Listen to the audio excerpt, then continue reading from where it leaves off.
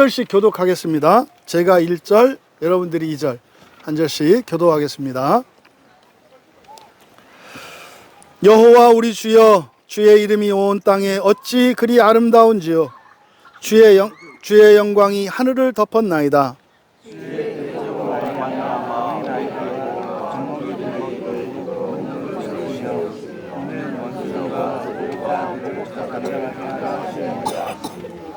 주의 손가락으로 만드신 주의 하늘과 주께서 베풀어 두신 달과 별들을 내가 보오니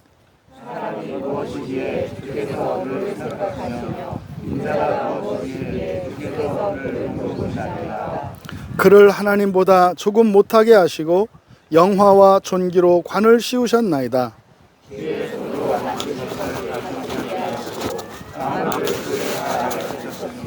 곧 모든 소와 양과 들 짐승이며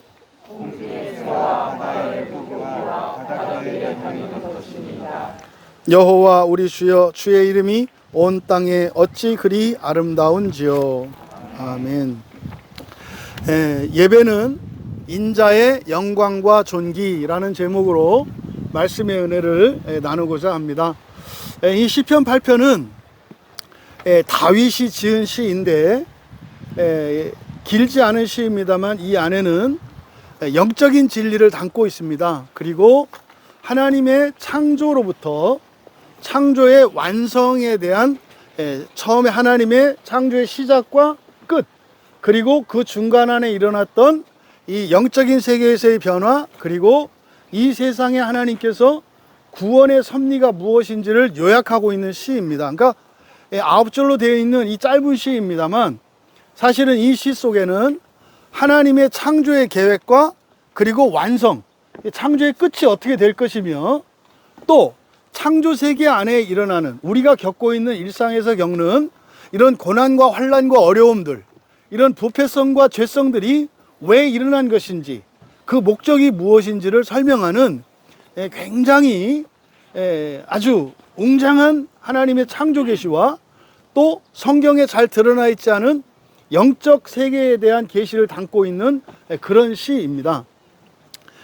그래서 설교의 제목을 예배는 인자의 영광과 존귀라고 이렇게 말씀을 드렸는데, 먼저 대략 이 시를 살펴보면 앞에 1절과 9절이 여호와 우리 주여, 주의 이름이 온 땅에 어찌 그리 아름다운지요. 보통 이것을 이제 수사법에서 이게 수미상관법이라고 합니다. 수미상관은 시작과 끝이 같은 거예요. 그래서 전체를 마치 이렇게 한 덩어리로 묶고 있는 그런 역할을 합니다. 그러니까 이것은 이런 구조 자체가 하나님의 창조의 시작에서 창조의 완성이라고 하는 창조 세계 전체를 품고 있는 그런 구조를 취하고 있습니다. 먼저 지금 1절과 9절에서 천지를 창조하신 그 하나님이 여호와 하나님이신 것을 우리에게 계시를 합니다. 그런데 이 안에 1절에서 3절까지 내용을 보면 영적인 세계에 일어난 어떤 변화, 그러니까 영적인 세계의 타락 사건입니다. 그러니까 하나님의 창조의 그 순서를 쭉 살펴보면 맨 처음에 하나님께서 창조 계획을 하세요. 이렇게 하겠다라고 하는 창조 계획이 있습니다. 이거를 하나님의 작정이라고 해요. 작정은 창조하기 이전에 하나님께서 세우신 계획인데 성부, 성자, 성령 삼위 하나님께서 함께 어떻게 세상을 창조하실 것인지를 계획합니다. 이거를 작정이라고 해요.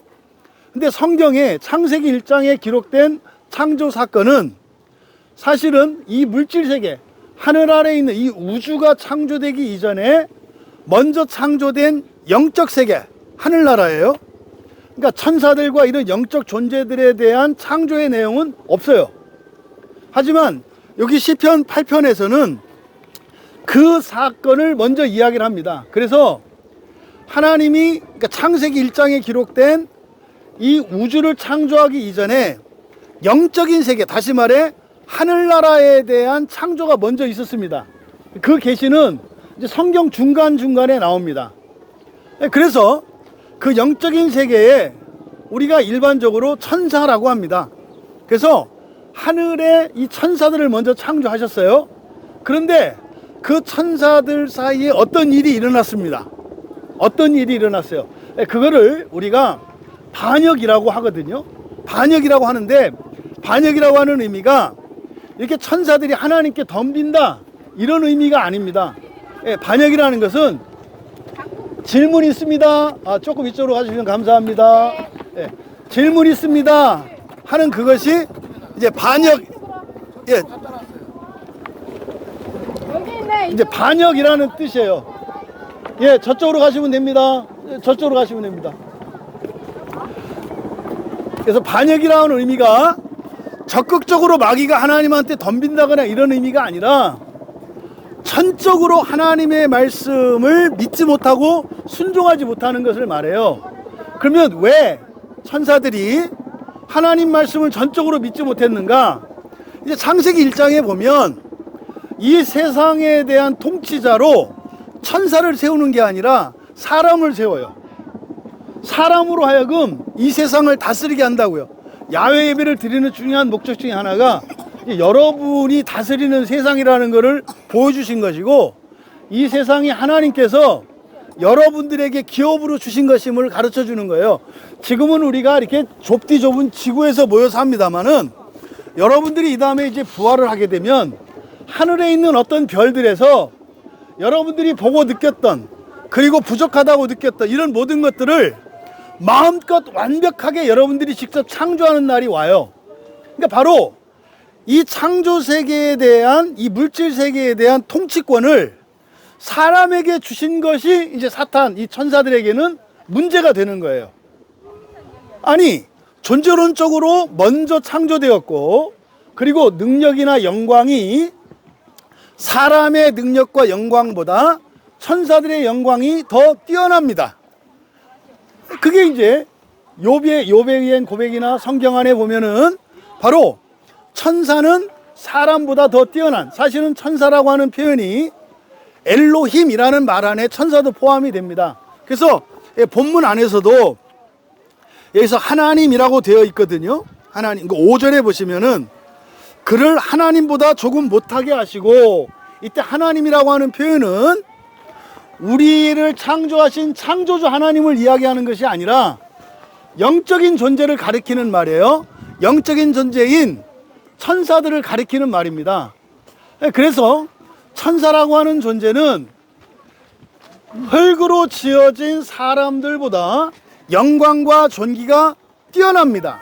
그러면 더 능력과 영광이 큰 존재가 세상을 다스리는 게 맞겠습니까? 아니면 그보다 못한 존재가 세상을 다스리는 게 맞겠습니까?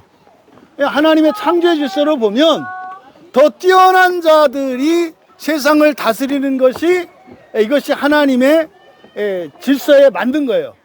근데 문제는 천사가 더 먼저 더 영광스럽고 존귀한 존재로 만들어졌는데, 그보다 나중에 그리고 능력이 부족한 사람에게 세상을 통치하도록 권세를 주신 거예요.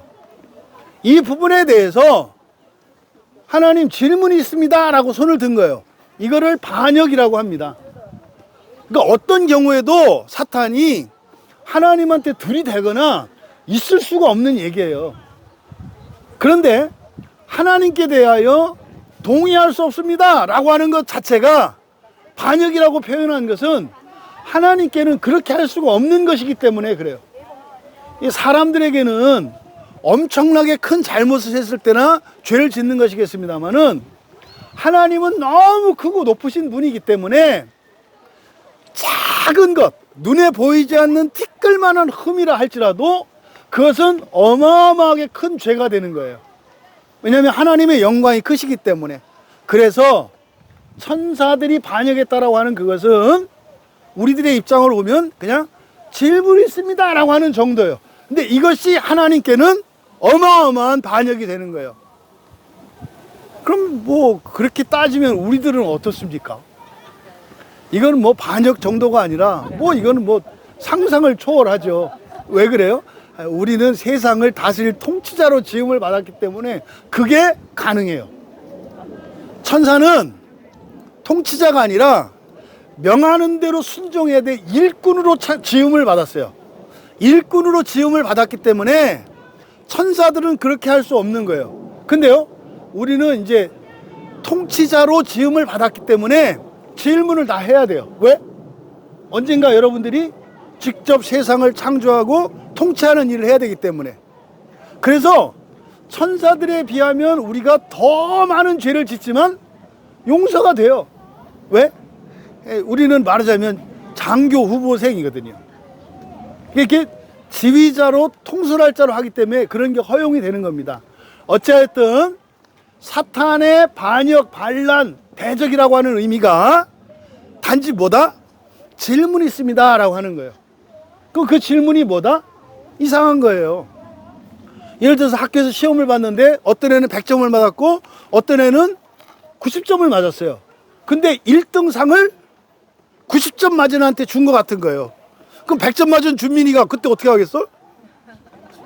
뭐라고 해? 아, 선생님 뜻대로 하세요 이렇게 하나? 그럼 뭐라 그래? 선생님 제가 100점인데요 찬민이 형 90점이고 내가 100점인데요 뭐 이렇게 얘기하지 않겠어? 그거를 뭐라고 한다? 반역이라고 한다. 그걸 반역이라고 한다. 왜 그렇다? 천사는 일꾼으로 지음을 받으셨기 때문에 사실은 주인에게 그렇게 말할 수가 없는 거예요. 바로 이게 반역인 겁니다. 그래서 이제 하나님께서 천사에게 그래? 너의 입장을 내가 이해해. 네 말이 하나도 틀린 거 없어. 그런데 말이다, 사람은 너는 지금 창조가 완성됐지만 사람은 아직 완성된 거 아니야. 사람은 다시 한번 또 창조할 거야. 그걸 새 창조라고 그래요. 다시 한번 사람은 또 창조할 거야. 새 창조하고 나면 네가 내 말이 뭔지 알아듣게 돼. 근데 그거는 알아들을 수가 없는 거예요. 모르는 거를 어떻게 알아들어요? 그러니까요, 알 수 없고 알아들을 수 없는 것을 받아들이는 걸 뭐라고 한다고요? 믿음이라고 한다고요. 이걸 믿음이라고 한다고. 여러분들이 첫째 부활을 믿고 하나님의 나라를 믿고 지옥을 믿어요. 그러면은 교회 안 다니는 사람들이 그런다면 가봤어 이런다 이 말이죠. 그러니까요, 안 가고도 알 수 있는 이게 하나님의 선물인 거예요. 그러니까 이거 믿음으로, 이해할 수 없는 것을 믿음으로 받는 거다.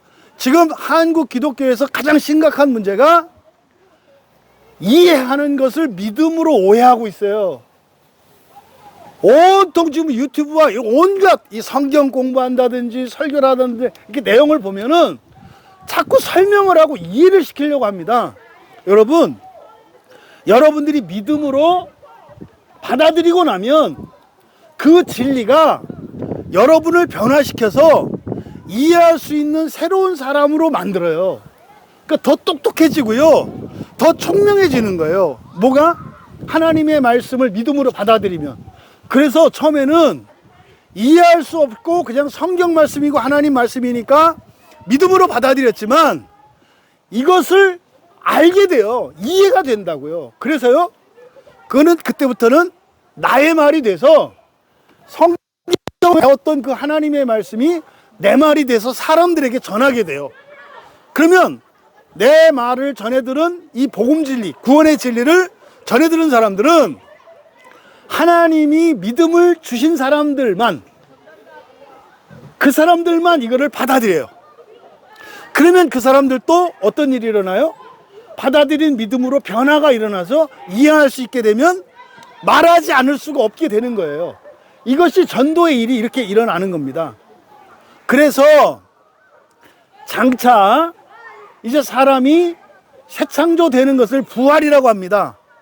부활이 되었을 때 그때 사탄과 천사들이 무릎을 쳐요. 그러면 그렇지, 나도 하나님이 맞을 줄 알았어. 근데 부활하기 이전에는 도저히 이해할 수가 없었어. 요게 이렇게 일어나는 거예요. 그래서 하나님이 사탄에게 사람을 시험해 볼 기회를 줘요. 그래, 네가 보기에는 만만해 보이지, 절대로 저 사람이 너를 다스릴 자가 아니, 너를 부려먹을 자가 안 될 것 같고 자격이 없는 것 같지. 그래, 너 마음껏 네가 옳다는 것을 입증해봐. 요게 시험과 유혹이에요. 그 사건이 바로 창세기 3장에 있는 에덴 동산에서 뱀으로 나타난 이 뱀의 유혹. 이게 사탄이 내가 옳다는 것을 입증하기 위해서 하와를 꼬드긴 사건이에요. 그러니까 그는 하나님이 허락하신 거라고요. 그래서 최선을 다해서 사람이 부활하지 못하도록 만들어 봐라. 있는 힘껏 다 해봐라. 그래서 뭐 시험에도 빠뜨리고, 뭐 믿음을 잃어버리고, 뭐 교회를 떠나기도 하고, 뭐 하나님 원망 품고 하나님을 저주하고 별의별 짓 다 해봐라. 그렇게 해도 되나 안 되나? 그래서 하나님이 시험을 허용하신 것은 뭐다? 하나님의 자신감이다. 자신감. 그래서 이렇게 인간의 역사가 이렇게 복잡하고 어려운 거예요. 요게 하나님의 전체의 내용입니다. 하나님의 창조 세계. 뭐 그 끝은 어떻다? 사람이 부활하고 나면 하나님께 질문이 있습니다 했던 천사들이 하나님께 무릎 꿇을 뿐만 아니라 여러분 앞에 무릎을 꿇어요. 그리고 여러분의 충성된 일꾼들이 되어서 창세기 1장에 있는 창조의 일들을, 하늘에 있는 모든 이 우주에 있는 은하에 있는 모든 별들을 완벽한 생태계를 갖춘 별들로 창조하는 일이 일어나요. 그러면 뭐 천억 개 정도씩이 하나의 은하인데, 그런 은하가 뭐 한 1000억 개 있대요. 지금 더 늘어났을 거예요. 계속 확장되니까. 은하가 커지는 것은 빅뱅을 통해서 계속 우주가 커져요. 그러니까 빅뱅 이론이 잘못된 게 아니에요. 시작이 그거다라고 하는 게 잘못된 거지. 우주가 확장되는 것은 별들이 폭발을 하면서 그렇게 해서 우주가 확장돼 가요. 그러니까 1000억 제곱에 1000억이에요. 1000억에 1000억 제곱만큼 별이 있대. 그러니까요, 아담으로부터 지금까지 살았던 사람들의 숫자가 결코 많지 않아요. 하늘에 있는 별들의 숫자를 생각해 보면. 그래서 마지막이 하늘에 있는 모든 별들이 지금의 지구를 능가하는 완전한 상태계를 갖춘 별들이 다 돼요. 그때 새하늘과 새 땅이 열리고 완전히 새로운 세상이 임하는 거예요. 이게 창조에서부터 창조의 완성까지 일어나는 일입니다. 그러니까 이거는 성경 계시를 통해서만 알아요. 그런데 이 시를 썼던 다윗이 그 사실을 하나님으로부터 영감을 받은 거예요. 계시를 받은 거예요. 그 내용을 쓴 겁니다. 그래서 2절에 보시면 주의 대적으로 말미암아 어린아이들과 젖먹이들의 입으로 권능을 세우시며, 여기서 주의 대적이 누구예요? 사탄을 말하는 거예요. 사탄을. 그러니까 아까 말씀드렸던 질문 있습니다 했다 그랬잖아요. 이게 사탄인데 이걸 주의 대적이라 그래요. 그래서 주의 대적으로 말미암아 라고 하는 것은 뭡니까? 영적 세계에 이거를 타락이라고 말해요. 하나님한테 질문한 거를. 어린아이와 젖먹이들, 이 어린아이와 젖먹이들은 천사에 대응하는 사람에 대한 표시예요. 천사를 어른으로 보면 사람은 뭐와 같다는 거예요? 어린아이들과 젖먹이와 같다는 거예요. 그러니까 어른과 젖먹이하고 비교가 되겠습니까? 그러니까 천사와 사람을 이렇게 대조하고 있는 거예요. 그래서 대적으로 말미암아 어린아이들과 젖먹이에 불과한 것 같은 사람들의 입으로, 입이 뭐예요? 말이죠. 말, 옹알이, 말. 요 입으로, 말이에요. 말. 근데 그 입은 아까 말씀드린 것처럼 믿음으로 진리를 받아들이고 얘기하는 하나님의 말씀, 로고스가 되겠죠. 그러니까 이게 왜 말이 권능이 돼요? 말이 성령이니까. 그래서 권능을 세우시며, 이게 이제 바로 요 얘기를 하는 거예요. 천사가 사람을 유혹해서 죄를 짓게 했고, 그래서 결국은 여러분들이 지금 예수님을 믿고 예배를 드리고 성경을 배워서 하나님의 말씀을 가지게 돼.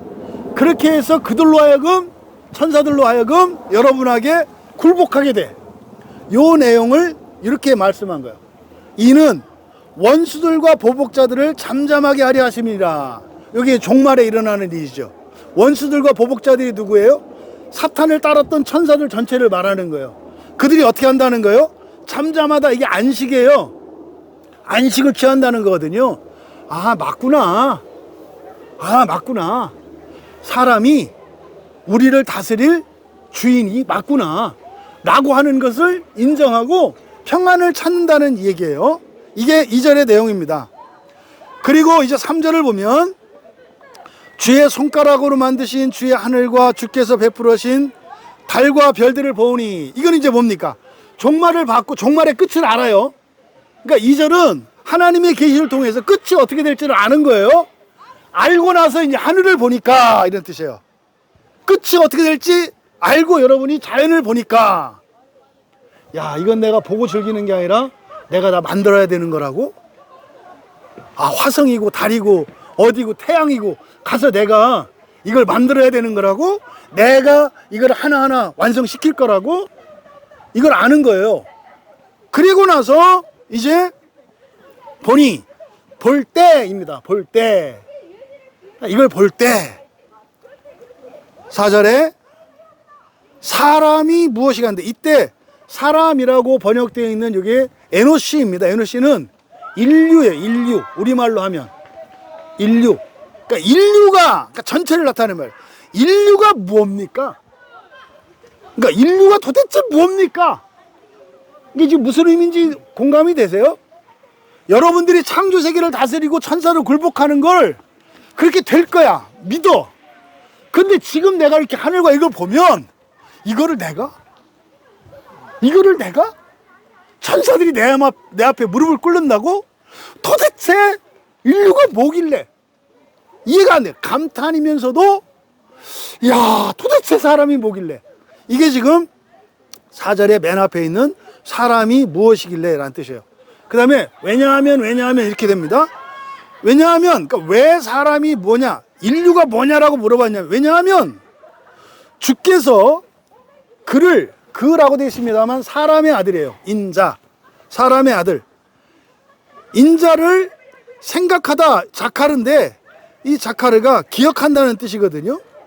왜냐하면 주께서 인자를 기억하시고 또 인자를 기억하시기 때문입니다. 그러니까 어떻게 하나님이 사람을 이렇게 특별히 기억을 하세요? 어떻게 사람을 그렇게 이 세상을 다스릴 자로 만드세요? 그러니까 도대체 사람이 뭐길래 요 얘기를 하는 거예요. 그리고 또 왜냐하면 주께서 그를 돌보시다라고 되어 있는데, 돌보다라는 말이 파카드라는 말이에요. 파카드가 창세기, 그러니까 모세오경이 창세기, 출애굽기, 레위기, 민수기잖아요. 민수기가 이게 번역이 잘못된 거라고요. 그래서 민수기라고 우리가 이제 숫자를 민수기라고 그 번역을 했는데, 사실은 그 민수기 숫자를 헤아린다라고 번역된 여기 파카드라는 단어인데, 파카드가 뭐냐면 찾아가다, 방문하다라는 뜻이에요. 찾아가다, 방문하다. 그러니까 여러 가지 의미로 확장될 수 있어요. 누구를 찾아간다라고 할 때 뭐 빚 받으러 찾아갈 수도 있고, 또 누구를 돌보기 위해서 찾아갈 수도 있고, 그러니까 여러 가지 의미로 이렇게 확대될 수 있어요. 근데 파카드는 찾아간다는 뜻이에요. 그러니까 앞에서 기억한다라고 말씀하셨기 때문에, 왜 기억한다고 했느냐? 하나님이 찾아가기 때문이라는 거예요. 하나님이 수없이 여러분을 찾아오셨어요. 여러분 뱃속에 계실 때도 하나님은 찾아왔었어요. 여러분은 기억 못할 뿐이에요. 어린 시절 여러분들이 예수를 믿지 않고 교회 다니지 않을 때도 시시때때로 하나님은 찾아오셨어요. 그러니까 지금 다윗이 그 얘기를 하는 거예요. 어린 시절에 형제들로부터 왕따 당하고, 그래서 맨날 저 허드렛 일을 다 하고 형들 놀고 있을 때 자기는 혼자 양치고 이랬단 말이에요. 되게 외로운 소녀였어요. 그러니까 요즘에 그런 생각이 들어요. 다윗이 그 밧세바를 범하는 사건 있잖아요. 갑자기 뜬금없이, 아, 이거 외로움이었겠구나. 그러니까 다윗에게 어릴 적부터 혼자 맨날 그 돌멩이 갖고 놀고 풀피리 불고, 그러니까 이게 사람에 대한 그리움과 외로움이 있었던 거로 생각이 들어요.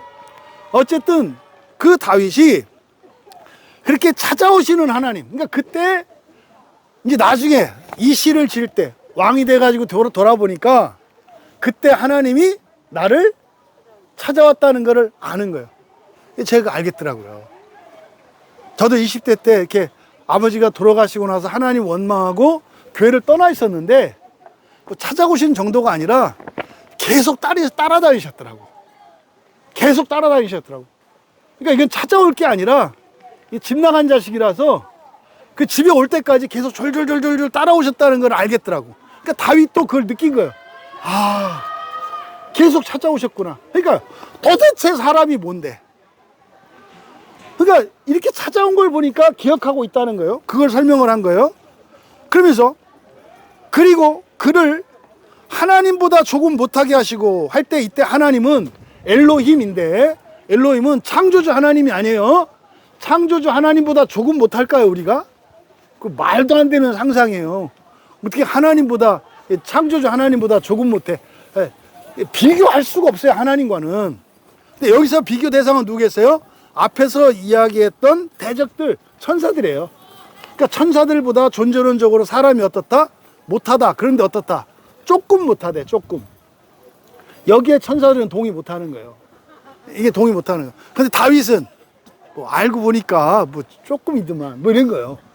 이 다음에 부활하면 우리가 뛰어날 거지만 그러니까 조금이더만 요 얘기를 한 거죠. 그러니까 신들보다 조금 부족하게 하시고 하셀이니까 조금 모자란 거예요. 부족한 거예요. 왜 우리는 그 천사들을 신으로 숭배한단 말이에요. 초월자로. 근데 다윗은 왜 조금 못하다고 했을까? 우리는 어마어마한 차이가 있어서 하나님 믿는 게 아니라 귀신 쫓아다니고 이렇게 우상 숭배에 빠지는데 왜 조금 못하고 했다 했을까? 앞에서 하늘에 있는 해와 달과 별들을 하나님이 어떻게 창조하셨다고요? 손끝으로 창조하셨대. 그러니까 사람을 부활시키는 일이 하나님께는 뭐다? 아주 조금이다 이 말이에요. 그러니까 존재론적으로는 천사와 사람은 어마어마한 차이가 있어요. 앞에서 뭐라 그랬어요? 어른과 젖먹이처럼 비교했잖아요. 이게 조금이 아니잖아요. 그런데 조금 못하다라고 한 것은 뭡니까? 우리를 완성시키는 게 하나님이신데 하나님이 창조하셔서 우리를 새 창조하셔서 부활시키는 일은 뭐예요? 하나님께는 일도 아니기 때문에 조금이라고 얘기한 거예요. 여러분들이 살면서 걱정하는 거 엄청 큰 걱정들이 있는데 그거 뭐라고 한다고요? 속으로 궁시렁대지 말라고. 성경이 그렇게 말씀한다고. 조금이라고 얘기한다고. 조금이라고. 왜? 하나님의 권능이 너무 크시기 때문에 모자라지 않은 건 아니야. 근데 어떻다? 조금이라고 얘기한다 이 말이에요.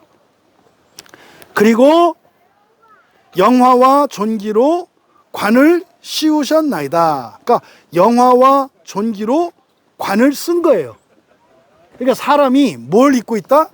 이런 광채와 영화와 존귀. 그러니까 이 세상을 통치할 부활의 하나님의 의를 입은 그 영광을 가지고 있다라고 얘기하는 거예요. 지금 여기서 뭐가 제일 아름다워요? 네? 여기서 지금 뭐가 제일 아름다워요? 처음부터 설교 다시 할 거예요.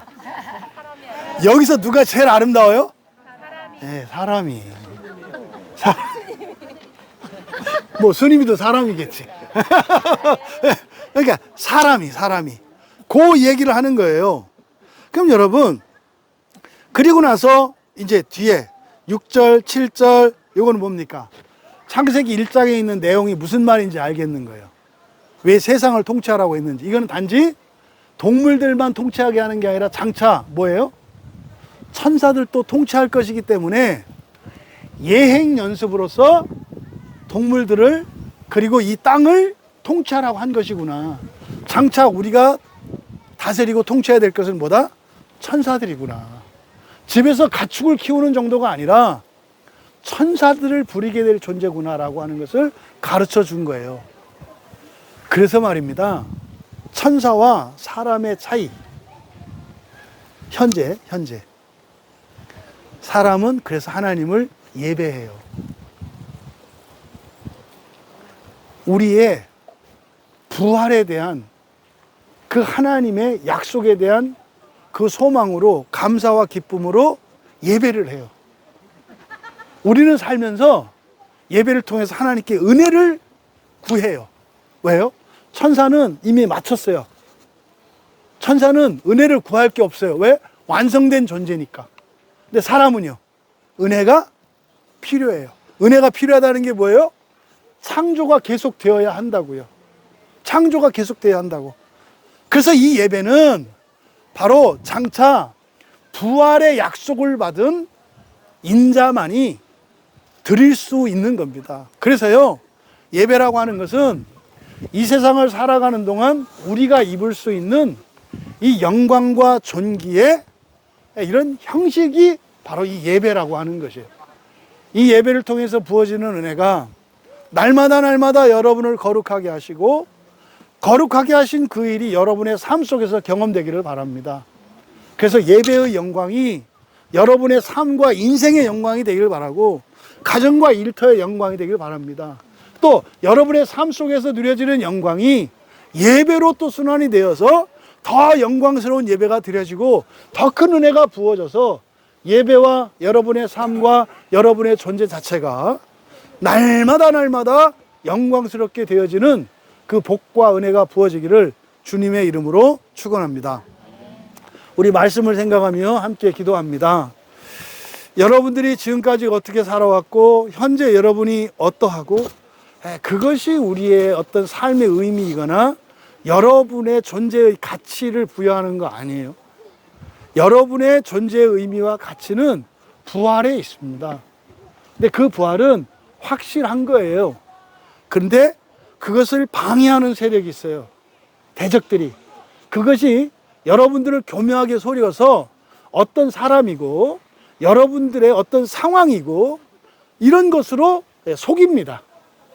하지만 하나님께서 여러분들에 대한 부활의 약속은 이미 세상이 창조되기 전에 계획된 것이고 반드시 이루어진다는 사실. 근데 거기에는 순서가 있어요. 1등으로 부활하는 사람들이 있고 2등, 3등, 4등으로 부활하는 사람들이 있다 그래요. 근데 성경은 우리에게 얘기해요. 1등으로 부활해라. 1등으로 부활해라. 그 1등으로 부활하는 것은요, 여러분이 소원을 하시면 돼요. 원하시면 돼요. 원하시면 돼요. 그리고 여러분이 원한다면 은혜를 간구하시고 은혜를 사모하시면 돼요. 예배해요. 하나님, 내가 예배를 드릴 때마다 하나님의 은혜를 넘치게 받기를 원합니다. 그래서 내가 1등으로 첫째 부활에 참여할 뿐만 아니라 나를 통해서 사랑하는 우리 가족들, 부모, 친지들, 조상들과 자손들에 이르기까지 필요한 은혜가 나를 통해서 흘러가기를 원합니다. 바라기는 더 많은 이들이 함께 은혜를 받고 더 많은 사람들을 구원할 수 있도록 되기를 원합니다. 이 땅의 모든 예배의 영광이 회복되게 하옵소서. 예배를 드리는 사람들이 기뻐하게 하시고 감격하게 하시고 하나님 은혜를 내려주시옵소서. 또 특별히 여러분들 가족 가운데 아직 예배의 자리에 나오지 못하는 이들을 위해서 하나님께 은혜를 구하며 기도하시고 또 그들을 위해서 여러분들이 갑절이나 은혜를 더 받아야 한다는 사실을 기억하시고 하나님 이 예배의 영광을 알게 하시고 예배를 드릴 때마다 정말 갑절의 은혜를 받게 하옵소서. 그래서 나의 예배를 통해서 많은 사람들이 함께 살아나게 하옵소서. 은혜를 구하며 함께 기도합니다. 저희들의 예배가 언제나 영광스럽기를 원합니다. 저희들의 예배가 언제나 가슴 벅차기를 원합니다. 저희들의 예배가 언제나 은혜가 넘쳐나기를 원합니다. 그래서 저희들이 드리는 예배를 통해 이 세상에 더 많은 사람들이 영광의 부활에 임할 수 있도록 그 거룩한 일에 참여하는 선한 목자의 삶을 사는 저희들 모두가 되게 하옵소서. 감사하며 예수님의 이름으로